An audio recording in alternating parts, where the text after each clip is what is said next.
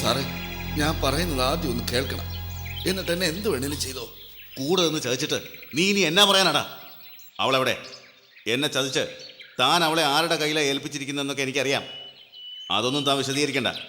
അവൾ എവിടെയുണ്ടെന്ന് പറഞ്ഞാൽ ഈ ജീവനെങ്കിലും തനിക്ക് തിരിച്ചു കിട്ടും. പറയണോ? അത് മുതലാളിയുടെ കസ്റ്റഡിയിൽ. പറഞ്ഞില്ലടാ എവിടെയാ എന്താണെന്നൊന്നും അറിയണ്ടെന്ന്. ഞാൻ അറിയാതെ നീ അവളെ മുതലാളിക്ക് നൽകിയതുപോലെ അയാൾ അറിയാതെ അവളെ ഒളിപ്പിച്ച സ്ഥലം നീ എനിക്ക് കാട്ടിത്തരുന്നു. മുതലാളിയുമായിട്ട് അങ്ങനെ ഒരു കൈവിട്ട കളി വേണോ സാറേ? സാർ ഉന്നം വെച്ച ഏറെയാണെന്ന് മുതലാളിക്ക് അറിയാം. അതിന്റെ പങ്ക് സാറിന് കിട്ടുകയും ചെയ്യും. പിന്നെ ഒരു മത്സരം വേണോ സാറേ? ഇത് മത്സരമല്ലടോ. എനിക്ക് മാത്രം അവകാശപ്പെട്ട മുതലാത്. അതെനിക്ക് തന്നെ കിട്ടണം. ജീവൻ വേണമെന്നുണ്ടെങ്കിൽ സത്യം പറഞ്ഞോ, അവളെ എവിടെയാണ് ഒളിപ്പിച്ചു വെച്ചിരിക്കുന്നത്? ഒരു മുതലാളി അറിയാതെ ഞാൻ അവളെ കൊണ്ടുപോയിക്കോളാം. പറയണോ?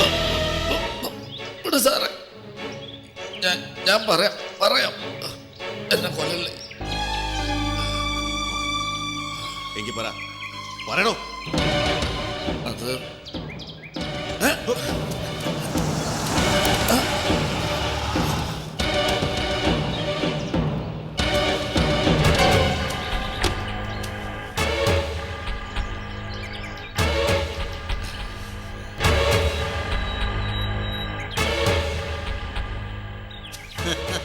റോക്കി വരുമെന്ന് എനിക്കറിയായിരുന്നു.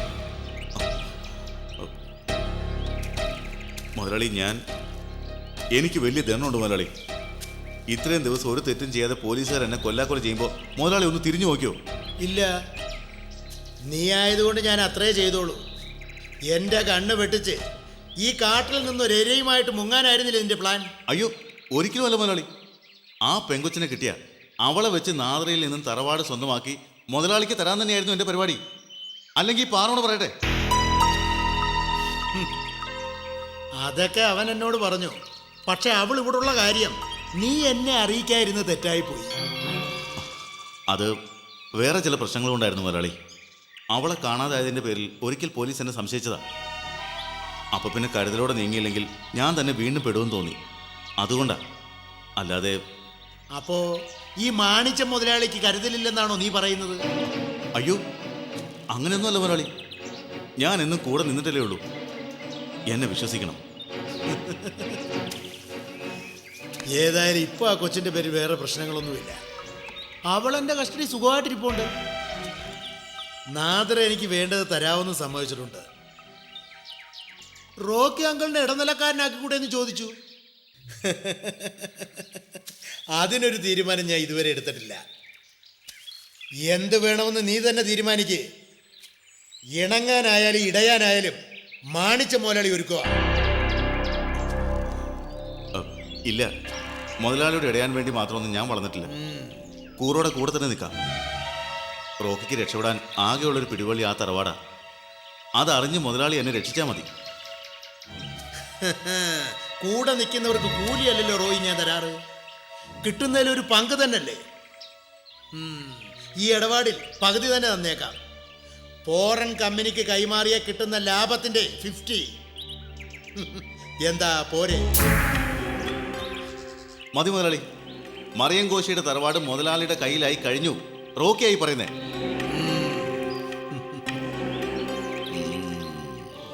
ആ, എന്നാ രണ്ടാളും ഒന്ന് കൈ കൊടുത്തേ.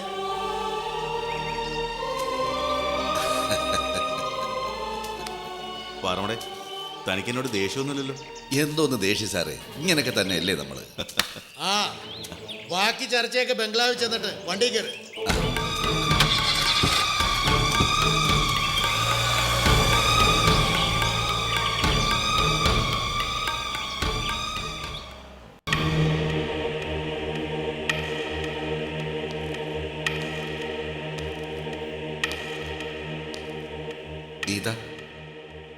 ഇതാ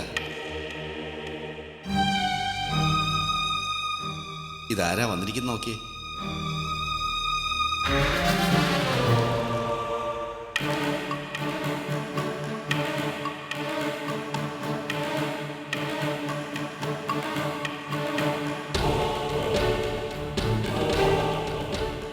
ആളെ മനസ്സിലായോ ഗീതയ്ക്ക്?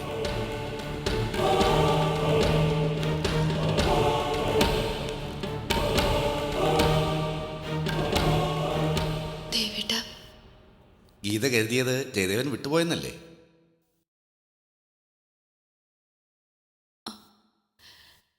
ഡോക്ടർ, എല്ലാവരും ഒന്ന് പുറത്തു പോവോ? എനിക്ക് ദേവേട്ടനോട് മാത്രമായിട്ട് സംസാരിക്കണം. അതിനെന്താ, സംസാരിച്ചോളൂ, ഞങ്ങൾ മാറിത്തരാം.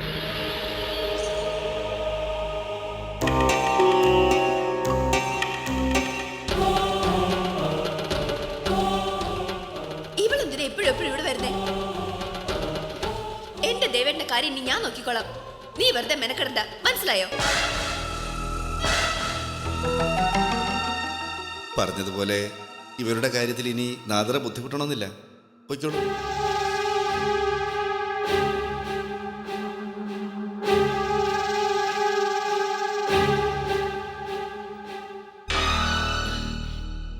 ശരി ഡോക്ടർ.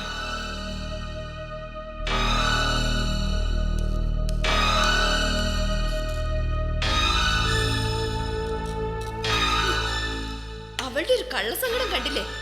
ദേവേട്ടൻ ഓർത്തിട്ടാ, അല്ലെങ്കിൽ ആട്ടി ഇറക്കുമായിരുന്നു ഞാൻ ഇവിടുന്ന്. സാരമില്ല ഗീതേ, അവർ പോയില്ലേ. എന്നാൽ ആരുടെ ശല്യമില്ലാതെ നിങ്ങൾ സംസാരിക്കുക.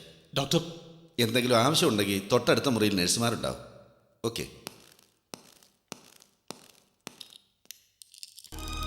വാ ദേവേട്ട, ഇവിടെ എൻ്റെ അടുത്ത് വന്നിരിക്കേ. വാ.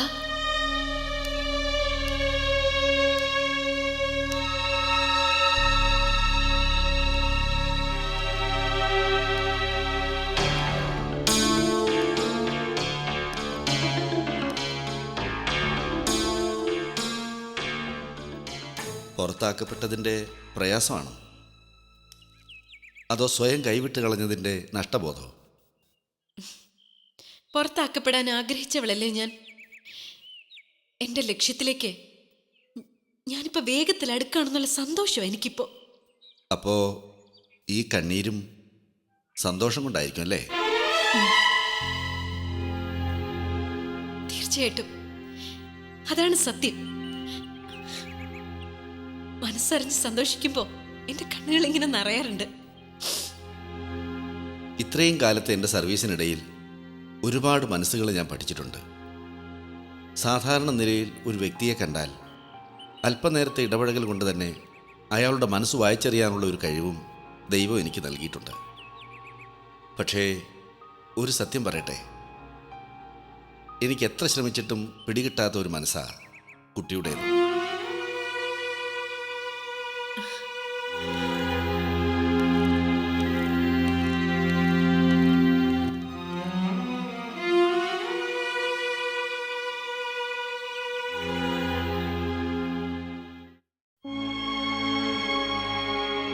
ഞാൻ ഇത്രയും നേരം ഓരോന്ന് പറഞ്ഞിട്ടും ദേവേട്ടൻ എന്താ ഒന്നും മിണ്ടാത്തെ? എന്നോട് ഇപ്പോഴും ദേഷ്യം തന്നെയല്ലേ? ഏയ്, പിന്നെന്താ ദേവേട്ടൻ എൻ്റെ അടുത്ത് ഒന്നും ഇരിക്കാത്തെ? ഞാനിവിടെ ഉണ്ടല്ലോ. ദേവേട്ടൻ ഇപ്പോഴും എന്നോട് വെറുപ്പ് തന്നെയാ, എനിക്കറിയാം. ഞാൻ അത്രയ്ക്ക് ദ്രോഹിച്ചതല്ലേ പണ്ട്. ഞാൻ എന്ത് ചെയ്താലാ ദേവേട്ടന്റെ പിണക്കം മാറുക? എനിക്കൊരു പിണക്കവും ഇല്ല. സുഖമില്ലാത്താണ്, എഴുന്നേക്കണ്ട, കിടന്നോ. ഞാനൊന്ന് മയങ്ങിപ്പോയാ എന്നെ ഇട്ടേച്ച് പോയാലോ ദേവേട്ടൻ? എന്റെ മോൾ എന്നെ വിട്ടുപോയി. എനിക്ക് പാരില്ല. ദേവേട്ടനെങ്കിലും എന്നെ വിട്ടു പോവല്ലേ. എന്റെ എല്ലാ തെറ്റിനും ഞാൻ ഈ കാല് പിടിച്ച് മാപ്പ് ചോദിക്കാം.